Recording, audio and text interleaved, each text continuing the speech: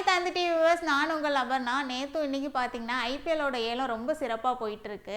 இது பற்றி நம்ம சுவாரஸ்யமான விஷயங்கள் நிறைய தெரிஞ்சுக்கிறதுக்காக நம்ம கூட இணைஞ்சிருக்கிறவங்க தான் கிரிக்கெட் விமர்சகர் கிஷோர் சார். ஐபிஎல் திருவிழா வந்து ஆரம்பிச்சிருக்கு. நேற்றும் இன்றும் ஐபிஎல்லோட ஏலம் வந்து தொடங்கியிருக்கு. இப்போதைக்கு பார்த்தீங்கன்னா ரிஷப் பண்ட் வந்து ஹையஸ்ட் அமௌண்ட் கொடுத்து வாங்கியிருக்காங்க. 27 கோடி கொடுத்து வாங்கியிருக்காங்க லக்னோ டீம். இது பற்றி உங்களோட கருத்து?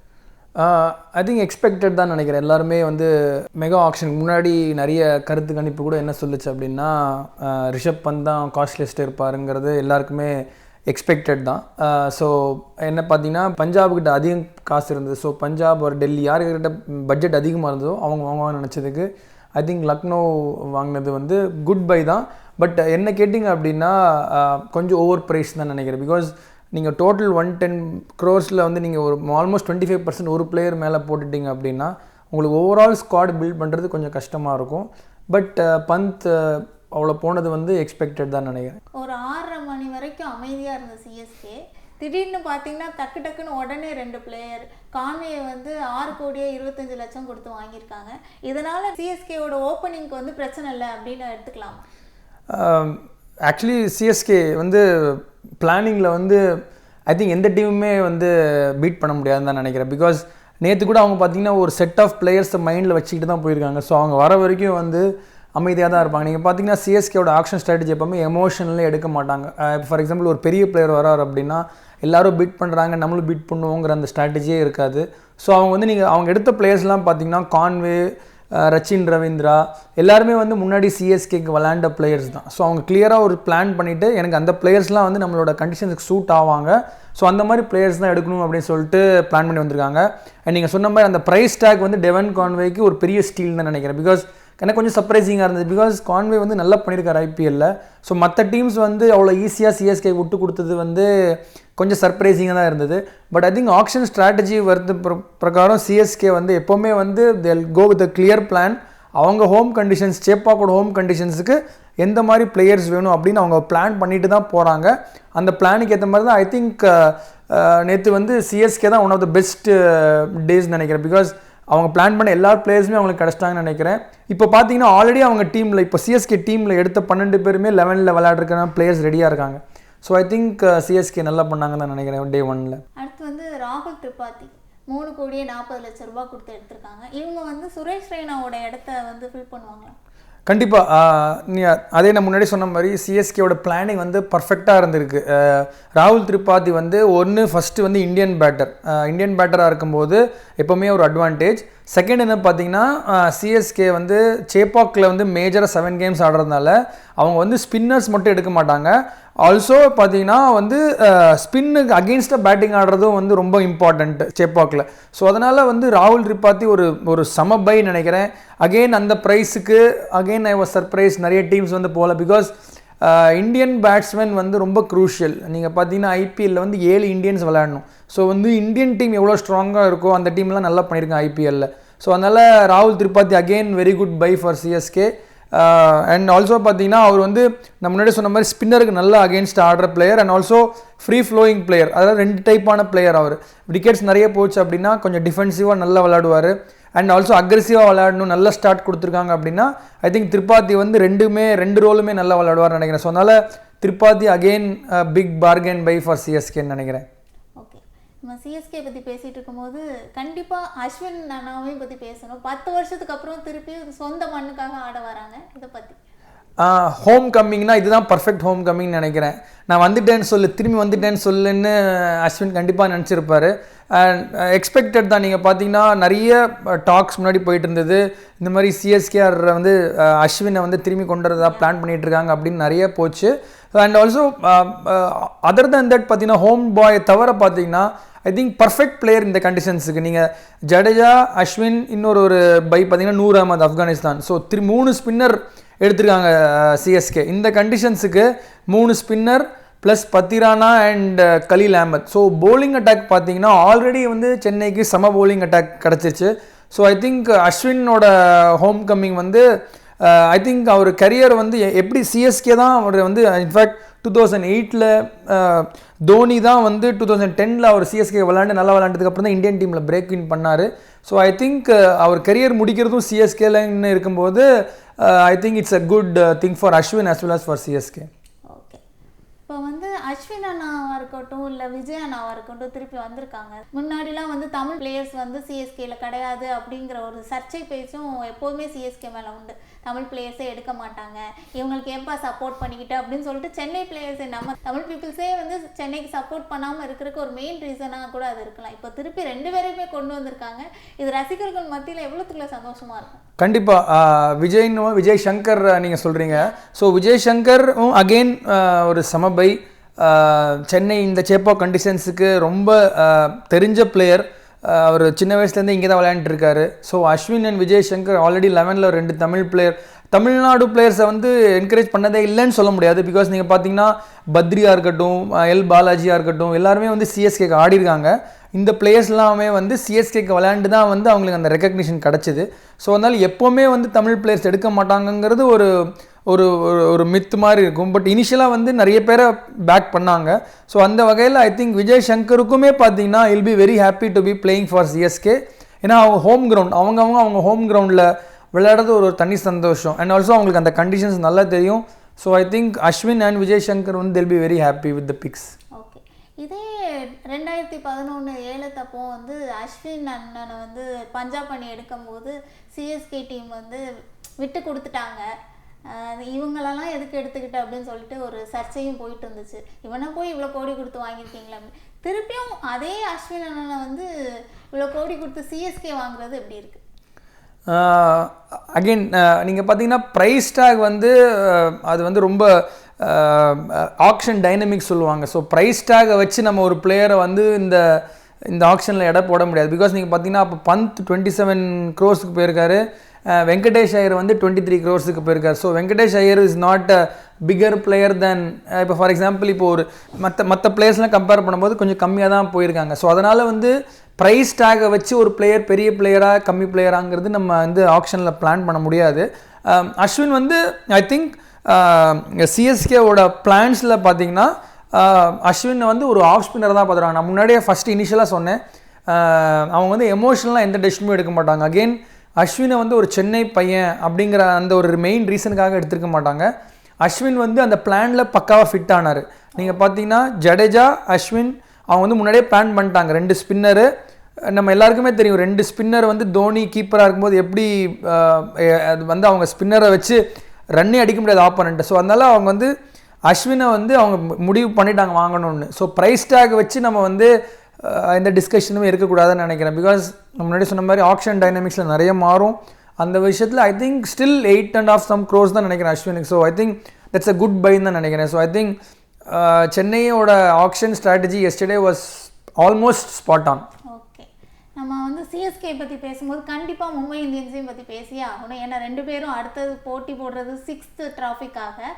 பாண்டியா தலைமையில் வந்து கேப்டன்சி நல்லா இருக்குமா, இல்லாட்டி ரோஹித் சர்மா கேப்டனாக இருக்கும்போது மும்பை டீமோட பெர்ஃபார்மன்ஸ்லாம் ஆச்சு நல்லா இருந்துச்சுன்னா ஹிஸ்ட்ரி கேட்டிங்கன்னா கண்டிப்பாக ரோஹித் சர்மா தான். பிகாஸ் 5 டைட்டில் ஜெயிச்சு கொடுத்துருக்காரு, சாதாரண விஷயம் கிடையாது. ஹர்திக் பாண்டியா லாஸ்ட் இயர் பண்ணார், அவங்கள எக்ஸ்பெக்ட் பண்ண அளவுக்கு போகல. ஸோ இது வரைக்கும் யார் பெட்டர் அப்படின்னு கேட்டிங்கன்னா கண்டிப்பாக ரோஹித் சர்மா தான், இதில் டவுட்டே கிடையாது. பட் அவங்க ஆனால் ஒரு சீசன் கேப்டன்சி கொடுத்து அவங்க திரும்பி வந்து ரோஹித் சர்மாவுக்கு போக மாட்டாங்க, போகல. It's a good move. Because நீங்கள் ஒரு சீசன் யாருக்கு வேணாலும் பேடாக இருக்கலாம், சிஎஸ்கேக்கும் பேடாக இருந்தது. ஸோ அதனால் கண்டிப்பாக வந்து ஹர்திக் பாண்டியா இன்னொரு சான்ஸ் கொடுக்குறாங்க இந்த வருஷம். அண்ட் ஆல்சோ நேற்று அவங்க ஆக்ஷன் கொஞ்சம் கம்பேரிட்டிவ்லி கொஞ்சம் சைலண்டாக தான் இருந்தாங்க. பிகாஸ் அவங்க கோர் ஆல்ரெடி செட் பண்ணிட்டாங்க. ஸோ ஐ திங்க் டே 2 இன்னைக்கு ஓரளவுக்கு வந்து அவங்களோட பிளேயர்ஸ் எடுப்பாங்கன்னு நினைக்கிறேன். பட் ஆனால் மும்பையும் அதே மாதிரி தான், மும்பையும் ஒரு கிளியர் பிளானோட தான் வருவாங்க. நீங்கள் ஜென்ரலாக நல்ல டீம் இந்த ஐபிஎல்ல நல்லா பண்ணியிருக்கிற டீம்ஸ் எல்லாம் பார்த்தீங்கன்னா ஆக்ஷன் வந்து ஒரு ஆக்ஷன் ரொம்ப இம்பார்ட்டண்ட்டாக பிளான் பண்ணி அவங்க ஹோம் கண்டிஷன்ஸுக்கு பிளேயர்ஸ் எடுப்பாங்க. ஸோ அந்த விஷயத்தில் மும்பையும் I think they are waiting for some Indian fast bowlers and also some overs. பார்த்தீங்கன்னா இந்தியன் அவங்களுக்கு ஆல்ரெடி இருக்காங்க. ஸோ ஃபாஸ்ட் பவுலர்ஸ் தான் அவங்களுக்கு தேவை. I think they went for Trent போல்ட்னு நினைக்கிறேன் நேற்று எஸ்டர்டே. ஸோ இப்போ ட்ரெண்ட் போல்ட் வாங்கிட்டாங்க. அண்ட் ஜோஃப்ரா ஆர்ச்சருக்கு ரொம்ப ட்ரை பண்ணாங்க, எடுக்க முடியல. ஸோ ஐ திங்க் இன்னொரு ஃபாஸ்ட் பவுலர்ஸ் அவங்க இன்னி எடுப்பாங்கன்னு நினைக்கிறேன். அண்ட் ஆல்சோ அவங்களோட ஸ்ட்ராட்டஜியும் சேம் as சிஎஸ்கே, அவங்களோட ஹோம் கண்டிஷன்ஸுக்கு ப்ராப்பராக எடுப்பாங்க.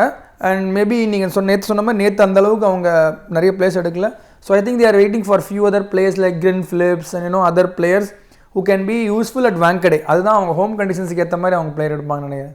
Okay, what about RCB? ஏன்னா ஆர்சிபி வந்து விராட்காகட்டும் ஒரு ட்ராஃபி எடுத்துருங்கப்பா அப்படின்னு நம்மளே ஃபீல் பண்ணுற அளவுக்கு ஆர்சிபியோட நிலமை இருக்குது.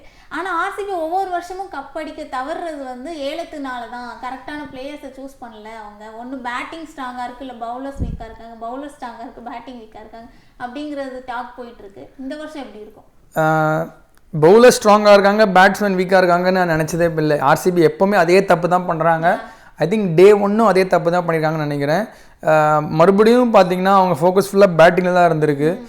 ஆர்சிபியோட ப்ராப்ளம் என்னன்னு பார்த்தீங்கன்னா சின்ன சாமியில் you need good death bowlers. I think அதுக்கு அவங்க பிளான் பண்ணவே மாட்டேங்கிறாங்க. சிராஜை விட்டுட்டாங்க, நீங்கள் நட்டுவை விட்டுட்டாங்க. Natarajan is a proper good yorker bowler. So அந்த மாதிரி வந்து அவங்க வந்து பேட்டிங் ஆல்ரெடி ஸ்ட்ராங்காக இருக்கும்போது ஐ திங்க் அவங்க ஃபோக்கஸ் வந்து இன்னும் டெத் bowling ரொம்ப இம்பார்ட்டன்ட். நீங்கள் சின்னசாமி மாதிரி ஒரு பேட்டிங் பேரடைஸில் வந்து நீங்கள் நல்ல bowlers இல்லை அப்படின்னா அவங்க வந்து ஜெயிக்கிறது ரொம்ப கஷ்டம். And also again to be honest அவங்க டே ஒன் வந்து அவங்களோட ஆக்ஷன் இது வந்து I don't think they had a good action. Maybe Phil Salt was a good buy. But ஆனால் அகெயின் அவங்க இன்றைக்கி பவுலர்ஸை வந்து நல்ல பர்ஸ் இருக்குது அவங்களுக்கு. பார்த்தீங்கன்னா RCB one of the very few teams which has good purse. So I hope அவங்க வந்து கொஞ்சம் bowlers நல்லா எடுப்பாங்கன்னு நினைக்கிறேன். ஏன்னா டெத் bowling ரொம்ப இம்பார்ட்டன்ட். அது வந்து அவங்க சின்னசாமியில் வந்து அவங்களுக்கு அந்த அந்த நல்ல strong death bowling like Natarajan வேணும். ஸோ மேபி அவங்க வந்து ஃபாஸ்ட் bowlersக்கு போவாங்கன்னு நினைக்கிறேன். பட் ஆனால் day one was not a good day for RCB. எதிர்பார்க்காத விதமா இந்த வருஷம் வந்து படிக்கலும் டேவிட் வார்னரும் அன்சோல்ட் ஆயிருக்காங்க. எப்படி சிஎஸ்கே வந்து ரெய்னாவை இழந்தோமோ அதே மாதிரி மற்ற டீம் வந்து பிளேயர்ஸை இழந்துட்டாங்கன்னு தான் சொல்லணுமா அந்த ரெண்டு பேரையும்?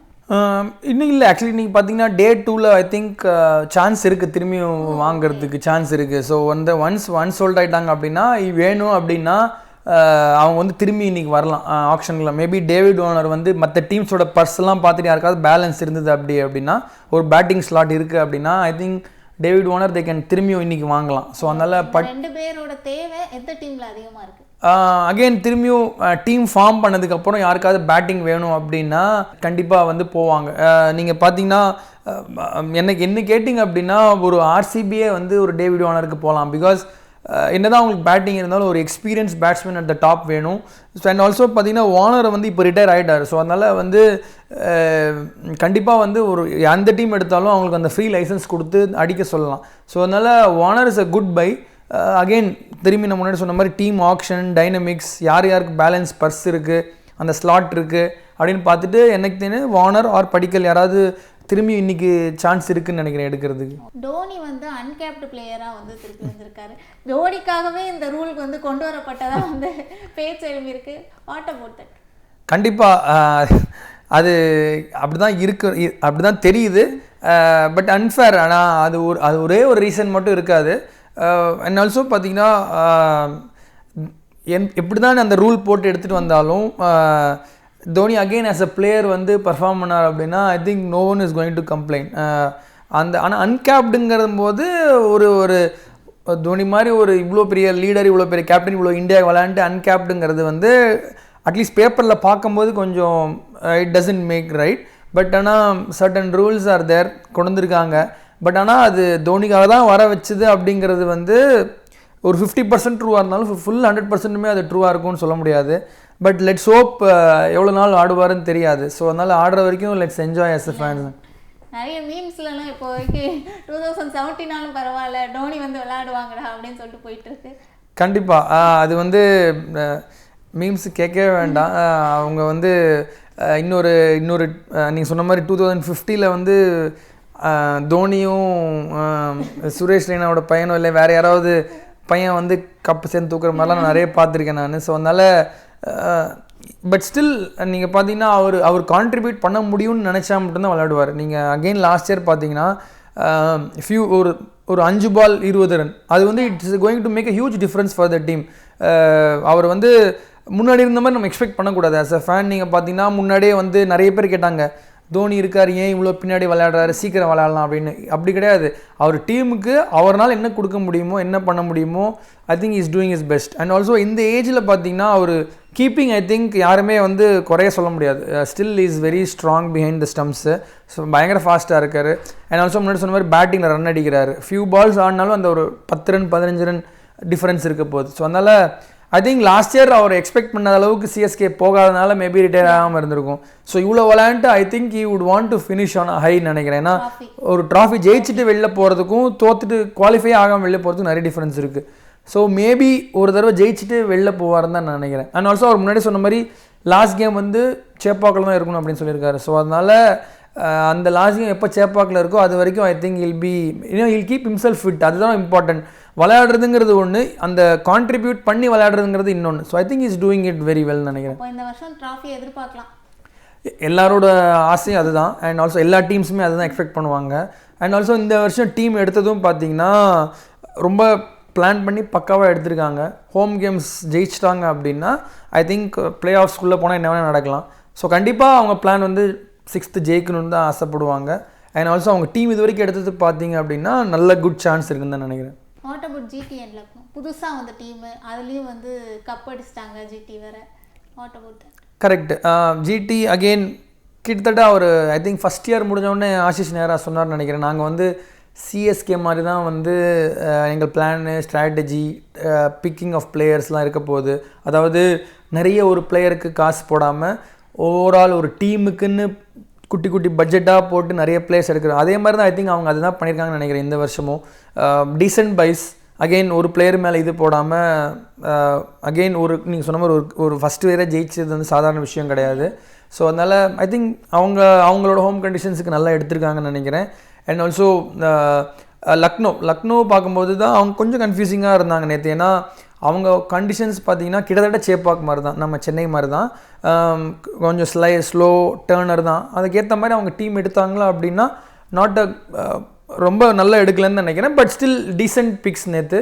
அண்ட் அவங்க வந்து பெரிய கான்ட்ரவர்சி இருந்தது லக்னோவில் வந்து எப்படி ஒரு ராகுலை ட்ரீட் பண்ணாங்க, ராகுல் எப்படி வெளியில் போனது, அதெல்லாம் ஒரு பெரிய கான்ட்ரவர்சி. ஸோ அதனால்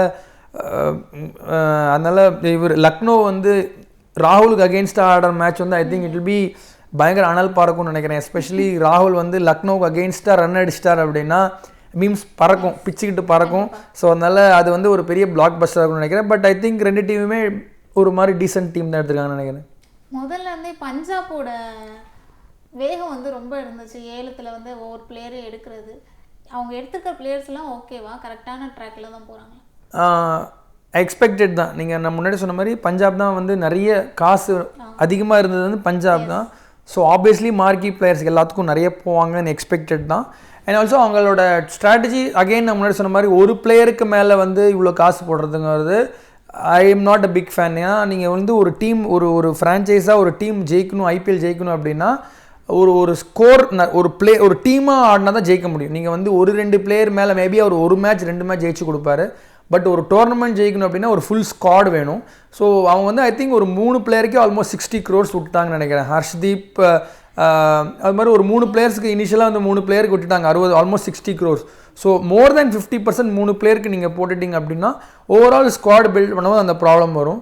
சேம் ப்ராப்ளம் லைக் நீங்கள் பார்த்தீங்கன்னா நீங்கள் ட்ராஃபி ஜெயிக்காத டீம்ஸ் எல்லாமே பார்த்தீங்கன்னா சேம் ப்ராப்ளம். அவங்க வந்து இண்டிவிஜுவல்ஸ் மேலே நம்புவாங்க. அதே ஒரு மும்பையோ இல்லை ஒரு கல்கட்டா நீங்கள் பார்த்தீங்கன்னா அவங்க லாஸ்ட் இயர் அதுதான் பண்ணாங்க. என்னென்னா ஒரு பிளேயர் மேலே அவங்க நம்பலை. நீங்கள் பார்த்தீங்கன்னா 10-11 பேருமே யார் வேணால் ஜெயிச்சு கொடுப்பாங்க, யார் வேணால் மேட்ச் ஜெயிச்சு கொடுப்பாங்க. ஸோ அந்த மாதிரி வந்து ஒரு டீமாக பில்ட் பண்ணுற ஃப்ரான்ச்சைஸ் எல்லாருமே நல்லா பண்ணியிருக்காங்க. அதனால தான் பார்த்தீங்கன்னா ஆர்சிபியாக இருக்கட்டும், பஞ்சாபாக இருக்கட்டும், டெல்லியாக இருக்கட்டும், டெல்லியும் பார்த்தீங்கன்னா ஒரு இண்டிவிஜுவல் பிளேயருக்கு மேலே வந்து அவங்க வந்து நிறைய காசு போட்டு அவங்க ஜெயிச்சு கொடுப்பாங்க. ஓகே, ஒரு ஸ்டார் பிளேயருக்குன்னு ஒரு பட்ஜெட் இருக்கணும். அதை தாண்டி போச்சு அப்படின்னா I think they should stop இது. ஆனால் வந்து அவங்களோட ஸ்ட்ராட்டஜி இந்த வருஷம் டிசி பெட்டராக பண்ணாங்கன்னு நினைக்கிறேன் comparatively then other 2 teams.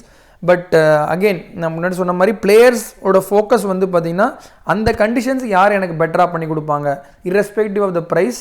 So I think அந்த விஷயத்தில் ஐ திங்க் பஞ்சாபும் கொஞ்சம் மிஸ் பண்ணிட்டாங்கன்னு நினைக்கிறேன் நேற்று. இந்த வருஷம் பிளே ஆஃப்குள்ளே போகிற 4 டீம் யாரெல்லாம் நினைக்கிறீங்க? ஐ திங்க் அது ரொம்ப ஏர்லின்னு நினைக்கிறேன். இது வந்து இட்ஸ் டூ ஏர்லி பிகாஸ் கெஸ்ட்னா கண்டிப்பாக வந்து டே 1 வச்சு பார்த்தீங்க அப்படின்னா கண்டிப்பாக சிஎஸ்கே ஐ திங்க் இந்த டீம் வச்சுட்டு சிஎஸ்கே கண்டிப்பாக குவாலிஃபை ஆகிடுவாங்கன்னு நினைக்கிறேன். ரொம்ப ஏன்னா ஆமாம் நீங்கள் பார்த்தீங்கன்னா பக்காவாக அவங்க டீம் வந்து ஆல்ரெடி இப்போ ஒரு 5 bowler இருக்காங்க. 20 over போடுறதுக்கு பவுலர்ஸ் ரெடி, பேட்டிங்கும் சாலிடாக இருக்குது. ஹோம் கண்டிஷன்ஸில் 7 மேட்ச் 6 மேட்ச் ஜெயிச்சிருவாங்கன்னு நான் என்னோட ஹோப்பு. 6 ஜெயிச்சிட்டாங்க அப்படின்னா மற்றது வெளியில் போய்ட்டு 2-3 ஜெயிச்சின்னு ஆட்டோமேட்டிக்கலி குவாலிஃபை ஆகிடுவாங்க பிளே ஆஃப்ஸுக்கு. So CSK for sure. அதுக்கப்புறம் மற்ற டீம் பார்த்தீங்கன்னா ஹைதராபாத். ஐ திங்க் நம்ம ஹைதராபாத்தை பற்றி பேசவே இல்லை. ஐ திங்க் ஹைதராபாத் வந்து செகண்ட் பெஸ்ட் நேற்று பார்த்தீங்கன்னா ஆக்ஷனில். ஏன் அப்படின்னு சொல்கிறேன்னா அவங்களோட கோர் ஆல்ரெடி செட்டாக இருந்தது. அண்ட் ஆல்சோ நேற்று எடுத்த பைஸ்லாம் பார்த்தீங்கன்னா அவங்க கண்டிஷன்ஸுக்கு பர்ஃபெக்டாக எடுத்திருக்காங்க. எஸ்பெஷலி இஷான் கிஷனாக இருக்கட்டும், அதுக்கப்புறம் முகமது ஷமியாக இருக்கட்டும். இந்தியன் அதாவது எந்த டீம் வந்து இந்தியன் பிளேயர்ஸ் நல்ல பிளேயர்ஸ் எடுக்கிறாங்களோ அந்த டீம் எல்லாருமே வந்து பார்த்தீங்கன்னா ஐபிஎல் நல்லா பண்ணியிருக்காங்க. ஸோ ஐ திங்க் ஹைதராபாத் நம்ம டீட்டெயில்டாக பேசவே இல்லை. ஆக்சுவலி ஹைதராபாத் வந்து ரொம்ப பர்ஃபெக்டாக கிட்டத்தட்ட சிஎஸ்கே மாதிரி அவங்க பிளான் பண்ணிட்டு அவங்க ஏற்ற மாதிரி எடுத்திருக்காங்க. ஸோ சிஎஸ்கே ஹைதராபாத் கண்டிப்பாக 2 டீம் போகும்னு நினைக்கிறேன். அண்ட் மற்ற 2 வந்து அகெயின் இன்றைக்கி இருக்கிற ஆப்ஷனை பொறுத்து இருக்குது. ஸோ ஃபஸ்ட் இந்த ரெண்டு ஷுவர் போகும்னு என்னோட தாட்டு. என்ன வேணால் நடக்கலாம், பட் சிஎஸ்கே ஹைதராபாடு. அதுக்கப்புறம் பார்த்தீங்கன்னா இன்னும் 2 டீம் வந்து நான் சொன்ன மாதிரி it could be any one.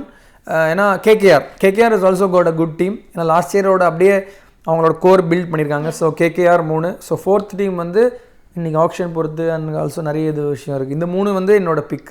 Thank you sir, ரொம்ப நல்ல இன்ஃபர்மேஷன் கொடுத்தீங்க. Thank you so much sir. செய்திகளை உடனுக்குடன் தெரிந்து கொள்ள உடனே சப்ஸ்கிரைப் பண்ணுங்க.